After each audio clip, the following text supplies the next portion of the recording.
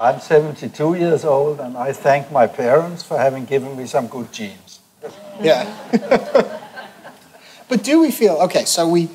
But I'm not risky, I'm not very conscious of trying to live a long time. I drive some very fast motorcycles. As I said, I have 100 parachute jumps and other things like that, so I'm not trying to hold on to life. You jump out of airplanes. You jump out of airplanes. Yes, I do. Yeah. Functioning airplanes. Oh my God. Not wise.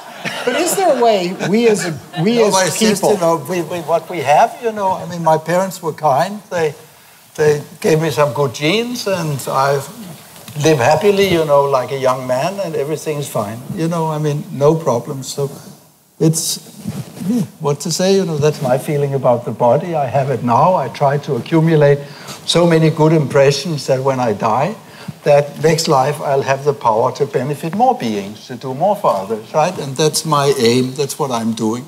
And fearlessness is something we had in our family. My parents saved Jews in the Second World War from Denmark, right, over to Sweden. And we've been doing all kinds of things, always. And so I just got a lucky hand this time. But tomorrow, I may not see a curve, or something like that. And then that was it, right? But that's how I see it. It's quite simple for me. Just use this body as well as I can to create as many good contacts as possible, and that I will be reborn with the capacity to be useful to a lot of beings that are important to me and that I like.